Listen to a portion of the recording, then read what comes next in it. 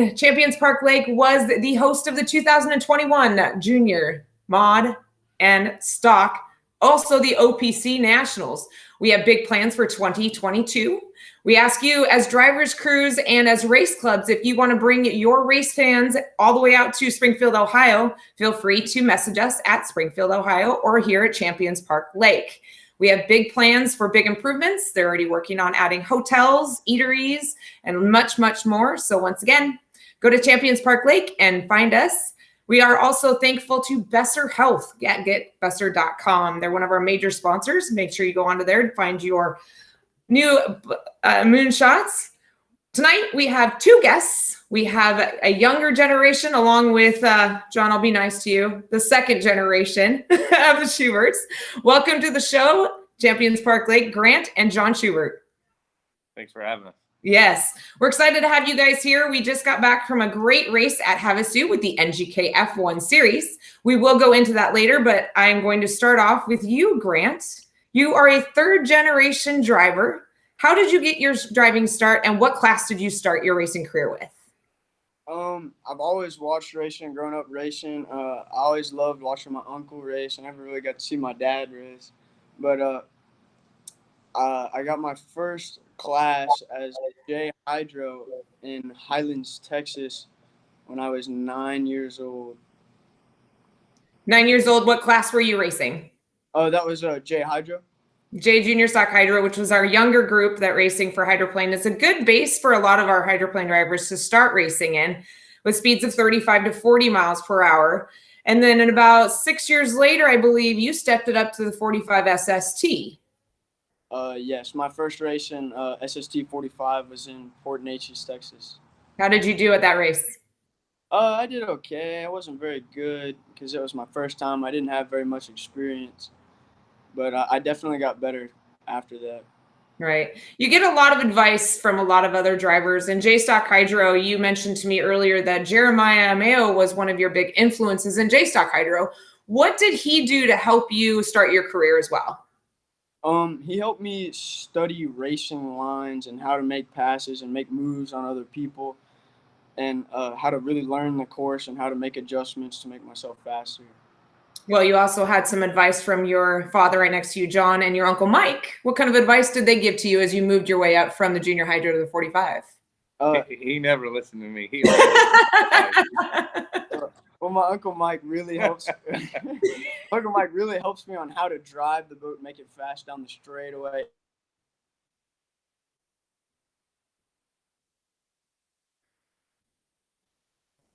Oh, I think we lost your audio.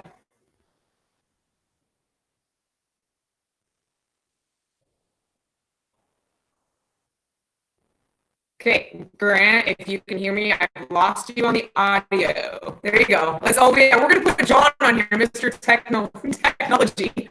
All right, well, they logged off for a minute. We're going to have to relog back on. Reminder to all of our fans to make sure you queue in with your questions. I can hear you, John, but I can't see you. I don't know how to make it see me. I need glasses, I think.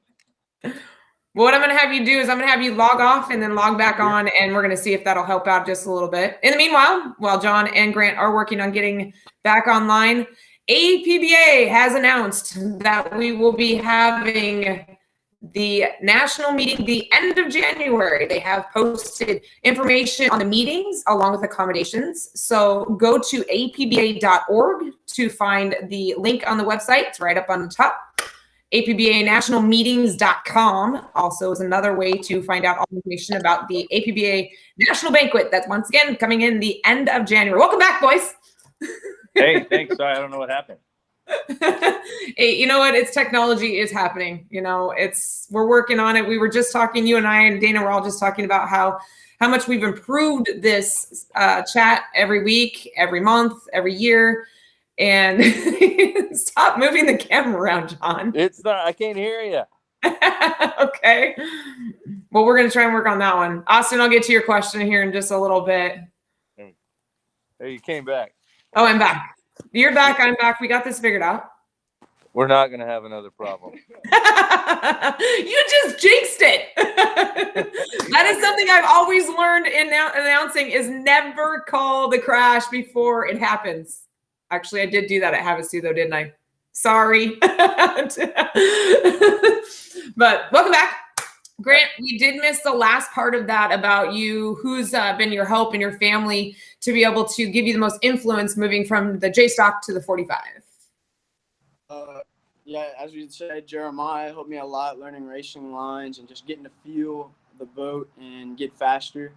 My Uncle Mike really helped me learn how to pass people and make the boat fast and sit on someone's outside hip till they make a mistake and then make a move and pass them.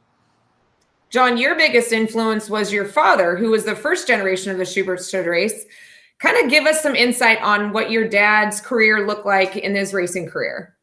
You know, he raced a little bit. He didn't race a whole lot. He raced when I was very young, and he quit when I was somewhat young as well and went into officiating. And I guess maybe that's where some of my moronic desire to put on boat races comes from.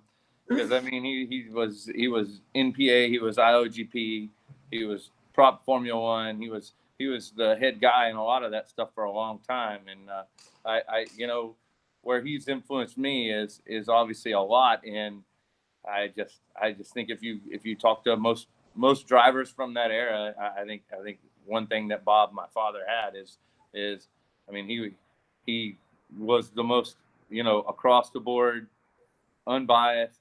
If he treated somebody bad, it was normally just me or my brother.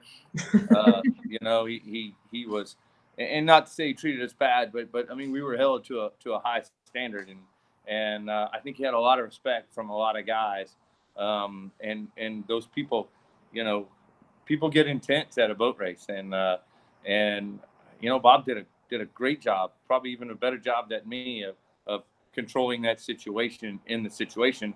And I consider myself a little more of a race director, and Bob a little bit more of a referee. Mm-hmm.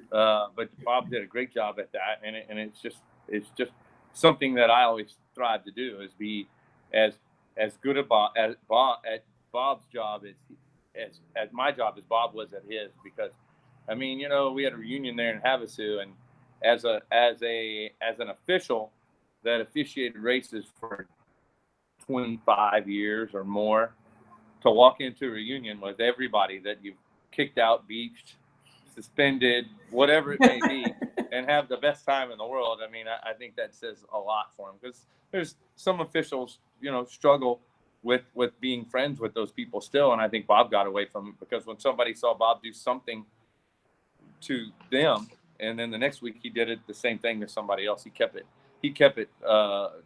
very, very fair and very non-biased. And I think that part of Bob being an influence of mine was more so than the racing side of it.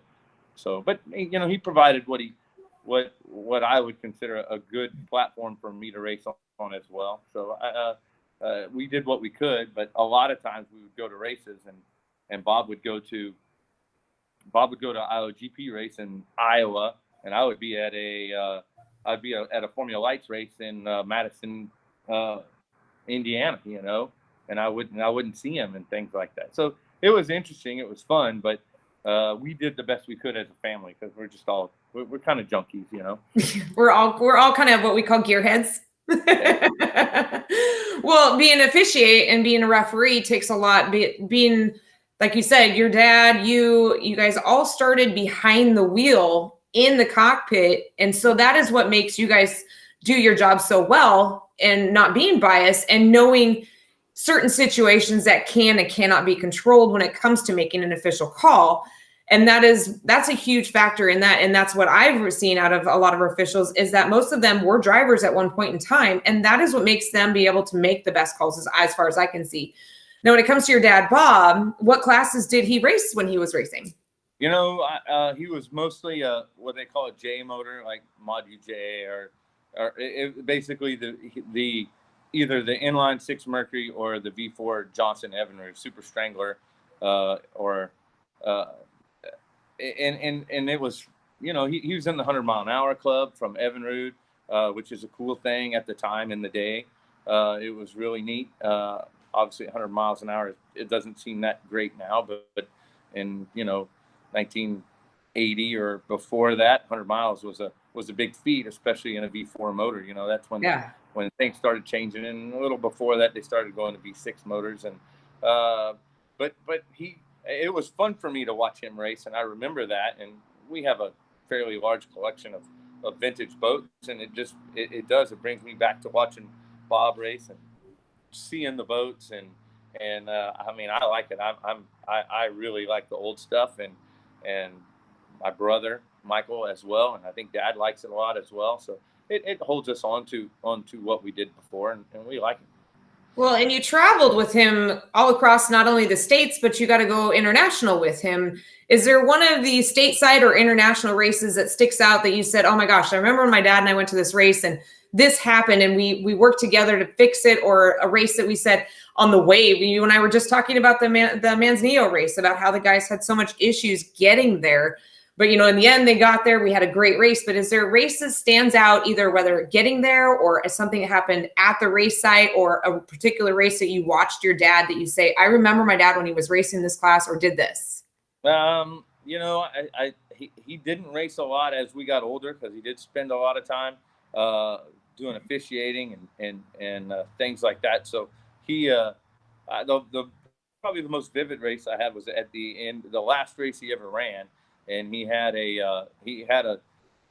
was just a local race. It wasn't national or anything. It was just a local race. And he had a V4 on a Bob Herring boat. And there was probably not a lot of boats there, maybe 10 boats there or something. And I guess I remember Roddy Foreman was there, and he raced a Force motor in that same class that Force had kind of gotten into the program and supported him a little bit. And those two raced, and that motor was the Force motor. They were working hard to turn it into something and make it run real well. And Bob raced that race, and he was able to beat him. And after that, Bob went full into officiating, and I think that was probably the last time. But I raced a lot overseas and stuff like that, and Bob was, in those days, he was Carlos Curie's crew chief. And it was kind of really neat because he kind of, even though he wasn't my crew chief, we would go all around Mexico, all around the United States and everything. And some of my best memories with me and him being at a race was probably me racing and him more or less being a Carlos Curie crew chief, but at the same time being there to support me as well. And we would get on airplanes, we'd fly. Probably the most memorable one was in Cuba. And that was a long time ago. I think it was 1998. And in those days, you weren't supposed to go as someone from the United States. And we went. We had a great time.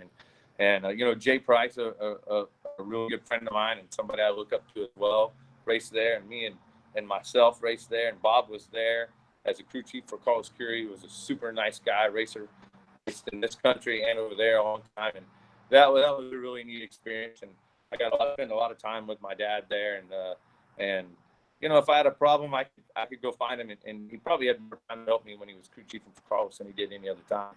But there was some neat adventures out there that we had together. Well, and you mentioned that you had some of your proudest moments when you were out on the course. What classes did you race? I raced 45. I raced Sport C, and then I moved. I think I raced that for 3 years, and probably started when I was 15. And then I moved to 45, and I ran it for 2 years.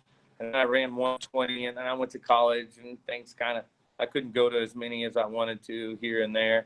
And then when I quit that, as I was in college, I only raced 45 for 2 years, but we always had a 120 boat at the time, and they weren't always the best. They were really kind of junk that we picked up hard on to make nice. My second boat was a boat that I got from Scott Gilman that was totally destroyed, and it was his Chip and Pepper number 77 boat that was totally destroyed. And he was like, this thing has no value. And I think we bought it for like little to nothing and brought it home. And Bob's like, here, you want to go racing 120? Here you go. Sure. What do I do with that? Fix it. And I'm like, okay. And he helped me fix it, and we did. We moved it around and moved the capsule in it and made it was viable racing product, and we won some races in it and had fun. And after that, I got picked up to run races in the country of Mexico for Dos Equis Lager, which is a Mexican beer. And I did a lot of that for about a year and a half. But it was a pretty neat gig. I actually kind of made a little money doing it and had fun doing it. And get on an airplane. You didn't bring equipment. You didn't do anything. You just stepped on an airplane, stepped off of an airplane. You had guys taking care of your stuff. You got it and you drove it. And you got out and you went home. It was pretty neat. That'd be nice. Yeah, it's an unusual thing in boat racing, And yeah, it's not very common. I was taking all that money and saving it, and then I came to this country, and I bought myself a Formula One boat to run in the United States, and I'd run a handful of times, and then I went to Peoria, Illinois, and I think 98 or 9. I'm not good with years, and I broke my back in that boat, and then I never ran again. And I passed my Dos Equis job off to for one race to Gary Pugh, yep. which was a Cuba race, which he totally enjoyed. I think Cuba's just neat. It's a neat place. It's in those days it was unbelievable. It was like stepping back in time. And then after that, Gary just ran one race. And then after that, Todd Bowden took over on it, and I stayed on as a crew chief for a while.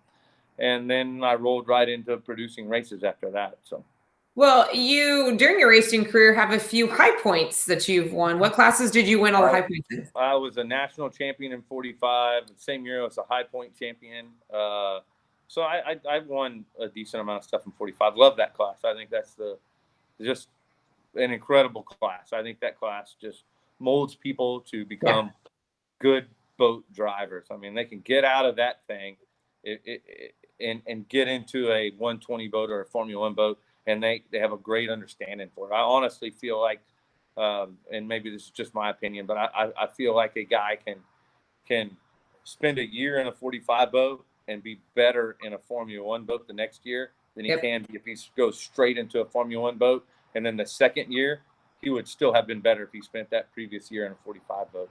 But, right. That's just kind of my opinion. And I do feel like it gives you time to grow into it, time to understand how to turn it, how to run it. And it just is it's just a neat class. I absolutely love that class. So. Yeah. I mean, we talked about how Grant started in J Stock and worked his way up into 45. You and I had a discussion earlier about how we think that he needs just a couple years in the 40, couple more years in the 45 before you feel more comfortable with him moving into the F1s. And it's been talked about many a times throughout the race sites that we think that should be the base, is that these drivers need to start in the 45s and get comfortable with how, you're sitting in a little tiny cockpit with these windshields that are just tiny. You got all these guys driving around you, and you have to listen to your radio personnel to be able to tell you who's around you, what water conditions are coming up in front of you. So it's a lot to think about when you're out there, along with 25 plus boats that are doing over 100 plus miles per hour across a race site. So it's something that I think we should all discuss, is that, it should be a baseline of a rookie year should be 45 before you can move up into the F1s. A lot of drivers have been able to make that front step right into F1s and been able to do very, very well. We've seen it numerous times, but it's something to always think about for our listeners and our fans, that to get into 45 is the best way to start. It's also probably one of the easiest and cheapest ways to start racing is in the 45, and then move your way up into the F1s. And that's just something that, we've discussed many, many times, that I think that 45 is the best stepping stone into F1. Well, I mean, they drive the same, they handle the same. They both have, small props that turn left, sharp gear cases. I mean, they do the same basic thing. I mean, if anything, it takes a little more finesse to run the 45 than it does to run the Formula One. The Formula One does kind of what you tell it to. It just does it at a lot higher speed, and it also makes you make decisions at a totally different rate. I mean, you don't get to hang out and go, is this guy going to cut me off or not? You got to make that decision quick, and you got to make it out of the turn, not when you get to the next turn. In the 45, you have time to think about it. And, they still mess it up. I like how you point right over to Grant. They still I never messed it up. Oh, sure you didn't. Don't ask everybody out there. Yeah, that might create a question or two. But, well, just because when you were racing, social media wasn't around and they were probably still videotaping like that way, we might be able to pull some reels up of maybe one or two mistakes that may have happened. right. Well, back to you on this one, John. I have a question. You just mentioned it that your dad has many proud moments of your racing. Kind of give us a couple proud moments you have of Grant's racing. Oh man, I'm always proud. It's fun to watch him. It's hard for me to see everything. I mean, like we were in Havasu, I had to get on radio and go, "Hey, where did Grant finish?" Because I didn't even get to watch the final, And I'm just glad when the final's out there running that I don't see a flare. Because then when I'm not watching, that freaks me out a little bit. But, sometimes I do take time to stop and look at it. But obviously, winning the Nationals in Springfield was really cool. Mm-hmm. Watching him just totally dominate and tri-hole over the weekend in Havasu was really cool. And Jay Hydro, Jeremiah is like a son to me, and we're so ready for him to come back.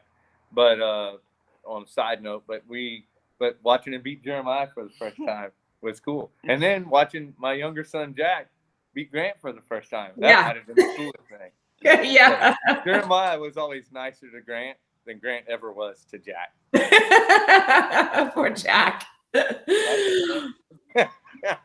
Well, John, he's kind of giving you a couple little heart attacks with a couple flares, but Grant, we're going to let you go ahead and tell the story of you and a little Travis Thompson incident that happened.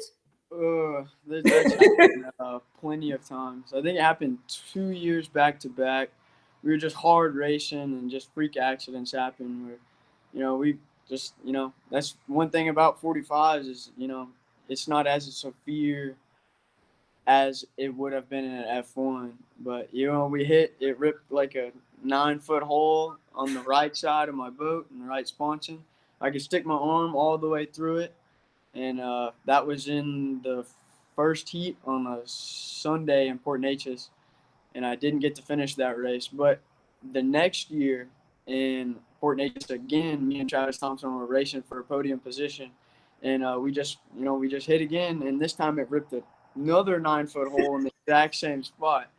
But I got lucky this time because I pulled onto the trailer and we put like 18 rolls of duct tape on it and finished the race in third. And I got to go home with the trophy. Duct tape solves everything, as every boat racer says. Well, that's not your first time that you've had to bring out the roll of duct tape. Let's discuss Springfield 2021 with Schlarb. What happened there? Just another racing incident, just racing hard. I ducked underneath him in the right-hander, and, we hit on the left side, and it ripped another 8-foot hole on the left side of the boat. And that was in a heat race, and we worked hard. We worked for like 2 hours, and we patched that boat up just so we could race it in the final, and in the end, it ended up paying off. Instead of us just quitting, because we had a very long weekend and struggled a lot, instead of just quitting, we threw that boat back together, made it run, made it float, and it all paid off in the end. And how was that? Go ahead and tell our listeners how you finished at Springfield. Well, in Springfield, I got the checkered flag and won the 2021 national championship in SST 45. Well, I'm going to tell you now, you are running one of the last few boats that are out there, a great manufacturer boat out there. I would like it if you would simmer that down just a little bit and hold on to that boat and make sure that you keep it around for a couple more years. But I'm sure if you have a talk with Gary Pugh, he's a very nice guy. I'm sure he might build you another one, maybe. Well, at this point, I think I've seen every stringer and everything in that boat that I could build on myself. Well, we have some of our questions popping up as they go, and Austin Cheatham is queuing in, and he wants to know about your runabout career. Oh, man, those things are bumpier than a tri-hole. Yeah. That's just that's a whole new world. Nothing that I've ever driven. It almost hurts me, even though I race a tri-hole. And man, I think I would stick to a tri-hole instead of running those. I don't know. I've watched you guys in the tri-halls. This was at Havasu at the NGK F1 Powerboat Series. That was the first time I'd ever seen a tri-hall in person. I've watched it on video numerous times on the live stream on the NGK F1 site, but I'd never seen it in person. And I've driven a runabout, and I watched you guys in the tri-halls, and I said, you guys are nuts. Oh, no. These tri-halls, they are pretty wild, but if you learn how to like tame it and make it do what you want to do, it gets better. Okay. Well, to our fans at home and our listeners online, once again, I'll remind you that questions are more than welcome. If you want to ask Grant and John Schubert any kind of questions, you're more than welcome to. Dave Hemp is chiming in with, is the carb from Springfield on the mantle? There's a story, I guess, huh?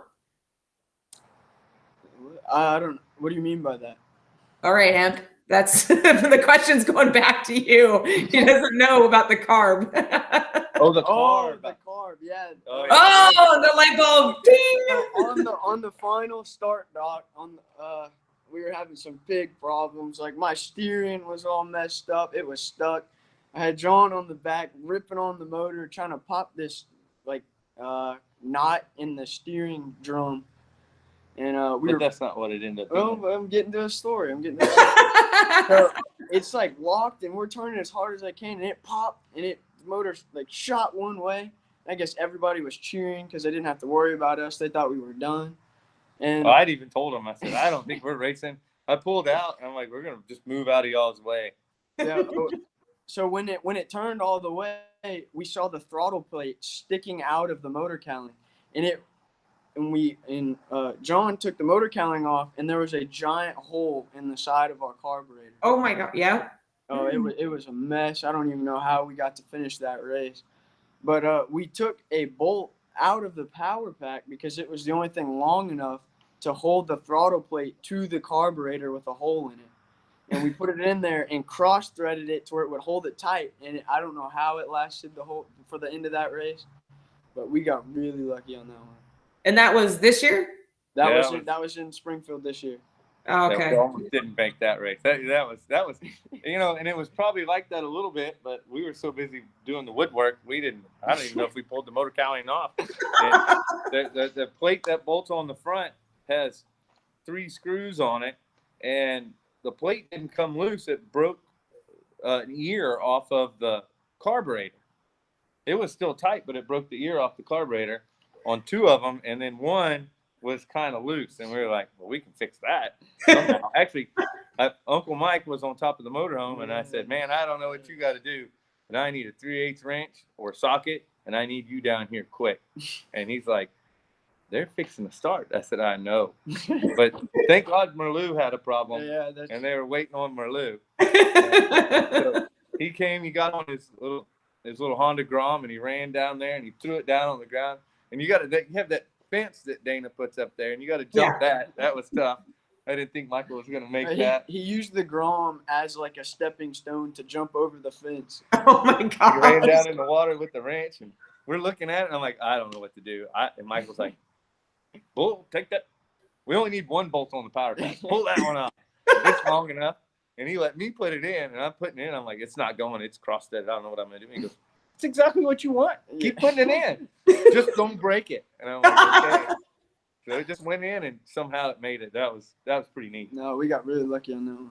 That's teamwork. That's family work together on that. That is definitely a mantle carburetor. If you need to put that on top of the Christmas tree this year, put that on top of the Christmas tree, and hope that a brand new carburetor makes it underneath the Christmas tree for you. He can put that carburetor on the mantle with all that wood we destroyed this year. One more thing, and I have a giant ball of duct tape when I podium with all the duct tape on the side. I have a giant ball of duct tape right next to it. Oh my gosh. Well, you podiumed this year in Springfield, Ohio for the OPC Nationals. And with that came not only a checkered flag, a top podium, but a winning bet. That winning bet paid off at Havasu. And I will tell you, I walked in the door at the banquet of the NGK F1 banquet, and I was like, what is that? Go ahead and tell our fans what you won. That guy might be in the next room if you want to talk to him too. Well, if he is, we need to see what I mean, it might have grown out a little bit. He's changed it since then. No, he shaved it off already. That's how bad it was. All right, well, to our fans that did not get to see this or hear this, go ahead and explain how the bet started, how it paid off for you. So we were just hanging out. Me and Wesley Cheatham were just hanging out at the boat shop down here in Richmond, and we were just hanging out. And I decided to ask him, like, "Hey, if I win the national championship, you gotta let me cut your hair however I want." Well, I ended up winning. The first person I called was him. I was like, "Hey, you better get those clippers ready." And we waited the day of the banquet, and I shaved like the top part of his head and leave like a mullet on the side, and I shaved his sideburns, and I called it a skullet. Well, we'll have to work with Dana on that and see if we can get that picture added onto here. But yes, completely shaved off the top with the mullet on the back. And it was like, no offense, but I went, what kind of trend is Texas and the South trying to bring in? Because he was going to eat with his girlfriend, and he's like, "Oh, that's my wallet. I got to run back to the motorhome and get my wallet." And we're all sitting there at the motorhome. He's like, "Oh man, do I really have to do that now? Can I eat first?" Like, nope, you're doing it now. It's funny. Oh my gosh, that was so much fun to see, along with you doing so well at Havasu and all year long, because you did pretty well. Where did you finish in points this year in your tri-halls? I finished first for the season in tri-hall this year. Nice. So you took home the OPC 45 champ and along with the high point. So what is next on the docket? Do it again next year, I guess. Okay. Are we still going to see you in the 45 if that new craft can make it another year? Yeah, I'm still going to be in the 45 and the tri-hall next year. Okay. Tell us. Maybe there'll be another bet, and we're gonna see that poof of hair you got coming out of that hat. We're gonna see a different haircut. So, the tri-halls, like I said, was the first time I'd ever seen them in person this year at the Havasu race. It was fun to watch you guys race. Tell our listeners a little bit about the tri-halls because they're somewhat new to the series. You guys have been around for a while, but we're starting to grow. I mean, you have tons of racers that are racing the tri-halls, and I swear it's like bumper boats on water, and it is so much fun. But tell our listeners the speeds, the size of the boat, the motor, everything. Tri-hall is a 100 cubic inch motor, which has no rules to what you can and can't do to the motor. So you can modify it however you want, but there's a set price that if you podium, someone can buy your motor, gear case, midsection, everything, prop, all for a set price. That's $3,200. $3,200. And that's called the claim rule, is what you guys call that. You have. How did that come around? I'm curious, John. Do you know how that came around? I mean, I don't have any classes that I've ever announced, whether it be the outboards, inboards, unlimiteds. I've never heard of a claim rule. Well, the reason we did it is because if you want, you can spend all the money in the world on that, and on the motor on that thing. But the intention is for it to be a class that people can get and enjoy and do it on a budget. So part of that budget is, it's not, if you want to go spend, $5,000 on a motor, that's fine. But someone can buy it for $250, and they do. They get the jack, whatever is bolted to the transfer, they get. So that includes the prop, it includes the jack plate, it includes the motor. And it's, we don't do it often, but when we do it, it kind of sparks a trend and anger, and it just happens for about 3 or 4 races, and then everybody calms down again, and we all get back to business. So, but talk about ruffling some feathers. Yeah, it does that. Hey, you just won and you're happy. Hey, but you need to pull your boat over there so we can take the motor off of it. It's not going to inspection. It's not going back to Mercury. It's going to my house. It's just go hang it go park it under the crane so we can pull it off. And I've never had anybody not do it. I've had people threaten not to do it, and it's like, well, that's up to you because you're suspended for a year if you don't want to do it. Oh, and they're like, well, okay, I'll do it. Oh, that's so It's You interesting. guys are pretty serious when it comes to these. You know, it's a fun class. It's a class that the spectators enjoy. It's a class that's fun to drive. It's not a get out and you hit me. I'm gonna now let's get angry at each other and start yelling at each other. It's like, I mean, you can ask Grant. You hit people and it's like you go high five them. Yeah. Completely opposite. That's what makes tri-hole fun is you go around the course and you see your buddy and y'all are staring at each other going down the straightaway, running each other over and just laughing the whole time. And it just makes racing that much more fun. Oh, you guys were definitely a lot of fun to watch, and kind of talk about the starting procedures because you do a rolling start with these. So how do we determine who gets to start where? Because a lot of times we determine it by qualifying, by points, by speeds. You do any of that. How does the tri-hall determine who starts where? I'll do it.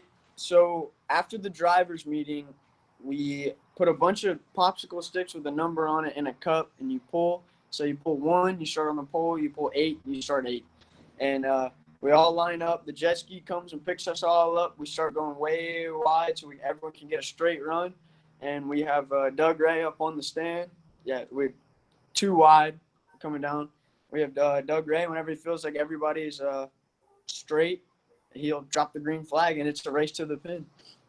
Well, I don't know about straight because you guys are all over the place. And then every heat after that, it's the reverse order of the current points that you've earned. Exactly. So yeah. Second heat, if you won it, then you start last. On the third heat, it's a combination of your first and second. The more points you have, the further back you go. And it just makes the racing incredible because every time the fast guy goes back to the back to the back. Yeah, we watched you, Grant. You moved up pretty quick. It took you a few laps, but you moved your way up at Havasu. It was pretty good to watch.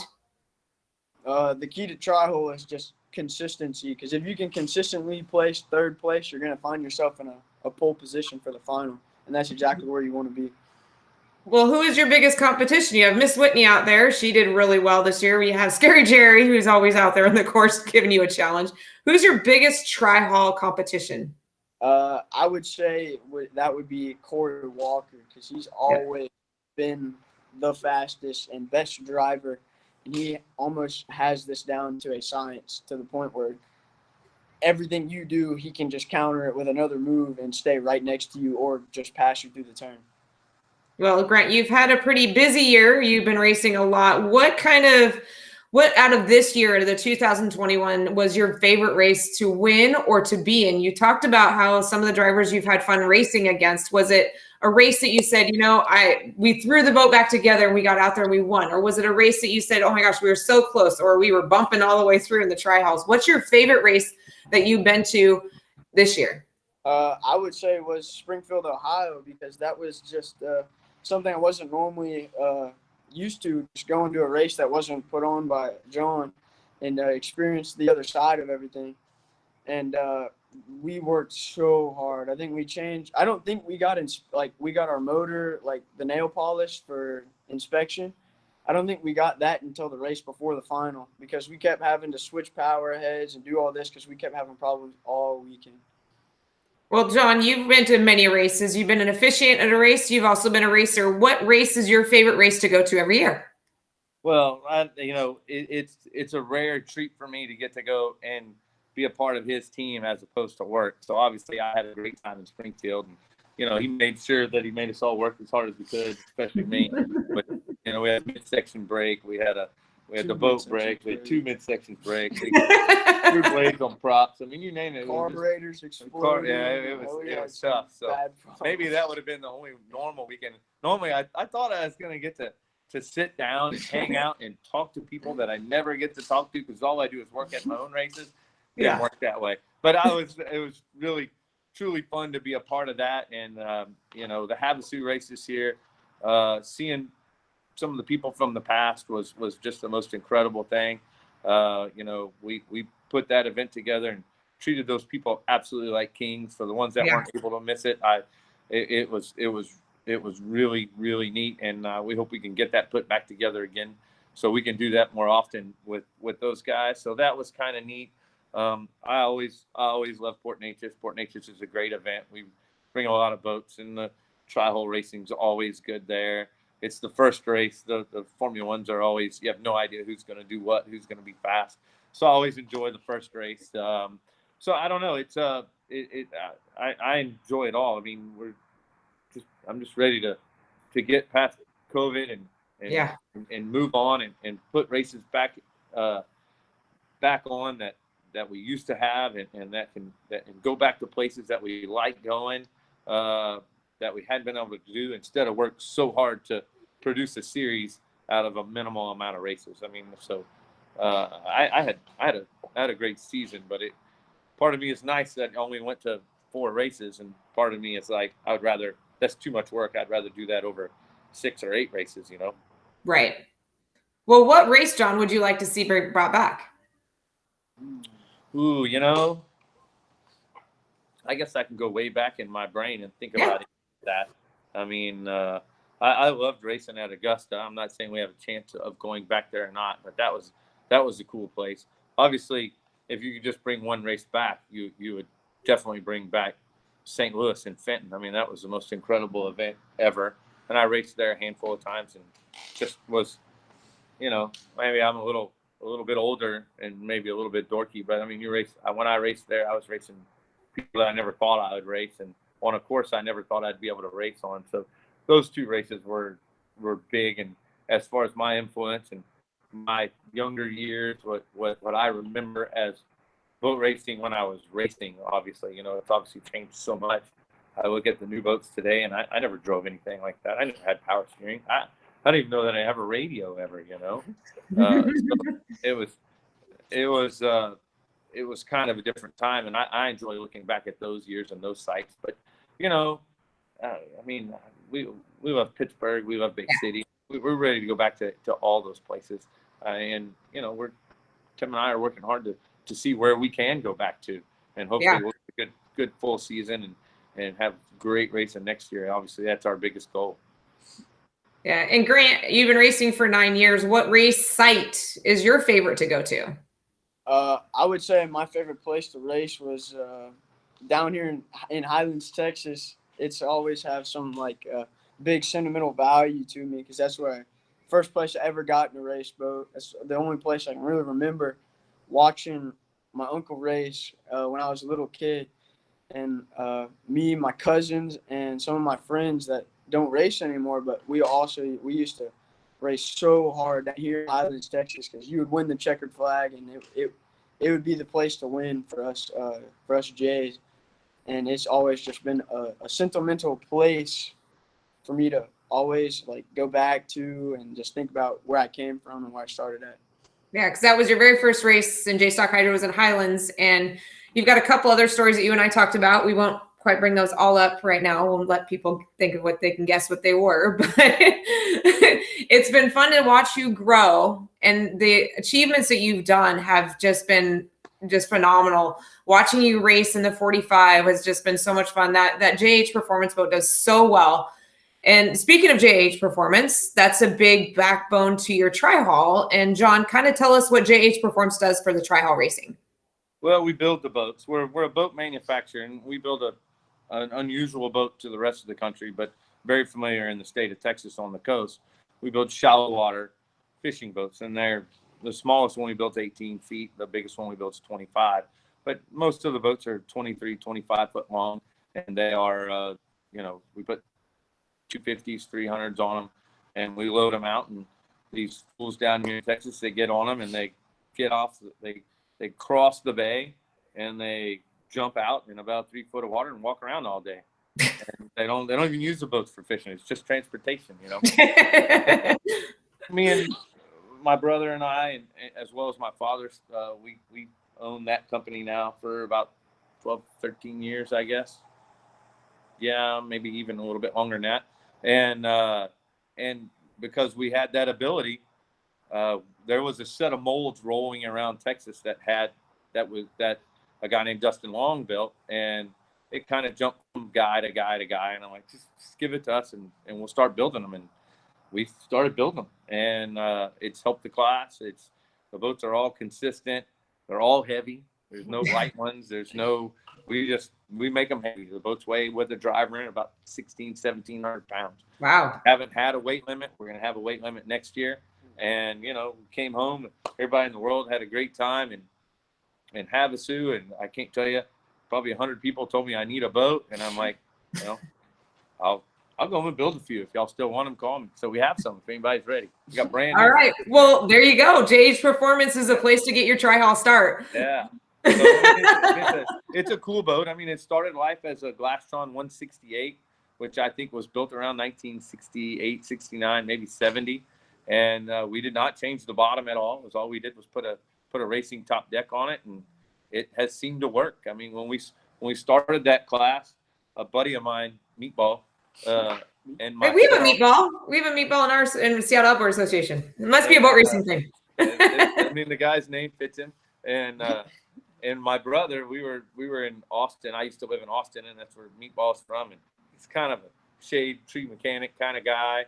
Would kind of, I guess it was Boat Trader. It wasn't even Craigslist. It was that long ago. He'd get the Boat Trader. And I remember that.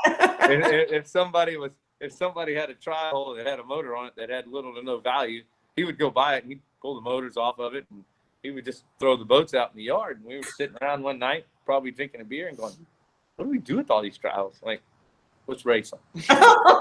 And so we put a bunch of them together and we started racing them. No roll cage, no nothing. And it didn't work at all. They would come apart. They drove horrible. And then finally, a guy showed up with a Glastron 168, and it just did everything perfect.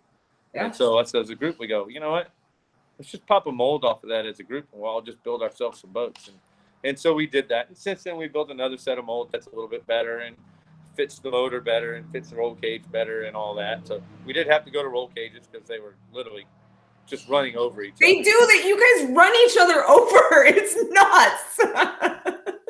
and then we went to one pin turns, which was the most incredible decision. Yes. It's just they're morons.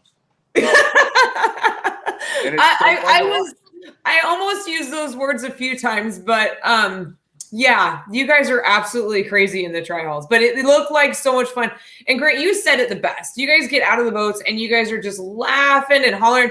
You should have heard the crowd at Havasu. They were just hooting and hollering, and you guys were out there. So I don't know who was louder, you guys in the boats or them behind us, because everybody was enjoying the show. And every weekend, I've noticed you guys are getting bigger and bigger and bigger, which is so much fun to see too. So JH Performance is the place to buy your tri-hauls. So if you're interested in going out with these hooligans out there, make sure you contact them at JH Performance. John, you're a boat builder, and Austin Cheatham wants to know, what do you do when you're not racing boats? We got a good hobby. We got pretty much all the tri-hole drivers, because we're all kind of down here from Texas. We all buy these little Traxxas RC cars, and we built a shop in the back of the shop, and we race those things every day. And we kind of use tri-hole tactics. You go into the turn and you just hit them out of the way so you can crash them. My brother had RC cars racing, and we did this. We would all crash them in together in the yard and on the front street too. I got a little carried away. We have lights. Yeah. We have a big stand you stand on, everything, and it's dirt. Oh my gosh! We all go out there. I mean, last night it was. We did it for a while on Halloween, so we had to go. It was Tim Kraft, Josh Wells, Caddy. Yeah. Darren. Where was my invite to this? That sounds like a party. Anytime.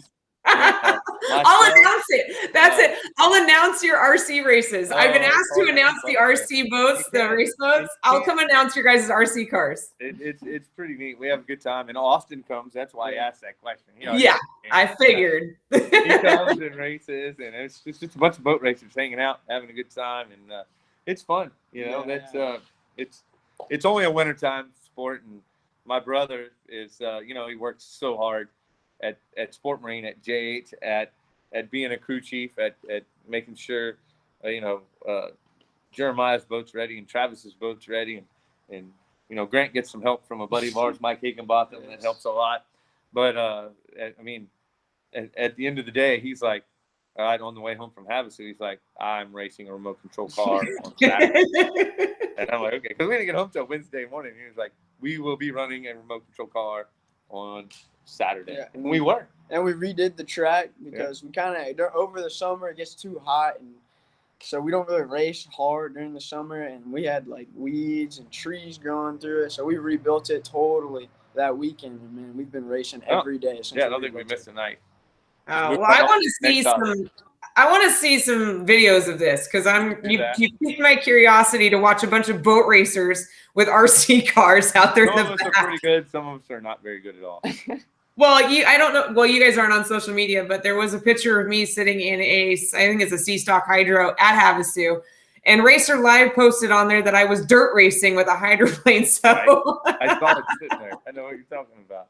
I have no idea. I'm a racer. I see a race boat. I mean, I was literally just sitting in the pits, and I think it was Jake Alcomar might have driven by, and he had the C-Stock sitting on top of the truck, and everybody laughed because I just peeked up and gone, and I was like, "What's that outboard doing here?" Because that's what we do. We race all year round. That's the fun part. James Fleming pipes in, and he said he used to race those tri-hauls with no roll cages, and we sat on the right side. And we painted like NASCAR. Yeah, we did a lot of that. Yeah, and we were morons. We totally sat on the right side and made a left-hand turn. It didn't work at all. It didn't work. I was going to say, it sounds like European driving, but okay, Everybody wanted to move the dashboard, and they wanted to sit right on the transom. And I got mad, and I said, no, we're just leaving the steering wheel right where it is. You can't move it. If it was built that way, you can do it. But if not, you can't. That was probably me making not necessarily a good decision, but we didn't do that very long. Quickly, we went to roll cage. Yes, good call. Good call with the roll cages. And it sounds like there's more stuff in the works for 2022, so we're looking forward to seeing that. Once again, just a reminder to all of our fans that this is John and Grant Schubert, second and third racers. Grant, you've got a lot of people to thank for where your career has come and a lot of people to look up to. Who do you look up to and who do you thank for where your career started and begun? I want to thank my dad and my uncle for the most part. They got me into racing, and they've really made me who I am today. My skill of driving and all that. I want to thank my grandpa because he's like the best woodworker like ever, because he's helped me patch every single hole I've had in my boat every time. I want to thank Jeremiah for helping me and also getting me into racing because he's like an older brother to me, and I wanted to follow him in his footsteps, and that's what I want to do. I want to go up to F1 with him and race with him, and I got into hydro because he got into one, and then I got into tri-hole 145 because he was racing all that. And I want to thank Mike Higginbotham because I probably wouldn't make half the races if he wasn't there, because he keeps me focused on getting my boat ready for the next heat and making sure I got all my stuff, my battery's charging, my radio's charging, and all that. And like he does it so well and helps me in everything. Like I cut my finger on my tri-hole prop in Havasu, and after that, yeah, you did. That thing was filleted open. That was disgusting. And after that, Mike Higginbotham would not let me touch a boat for the rest of the weekend. He was scared I was going to hurt myself again. Yeah, I watched you get doctored up at the dinner. I was sitting over there. Everybody was laughing. They're like, yeah, you're definitely a boat racer when you're sitting there eating your dinner, watching a guy get his finger put back together after cutting it. John, who do you have to thank for your career of where you have started and where you are now? I got a million people to thank. I got to tell you, I can't almost thank them because I have so many, because I can't do this on my own. You know, I can't run a team. I can't run the race. I can't run the rescue. I can't run the officiating without all the great help that I have. And my help is just unbelievable. And there's just so many of them. And, you know, I don't know. I mean, it's a passion of mine, and I've brought people on board and made it a passion of theirs and made it so where, you know, we just do. There's just so much that it goes to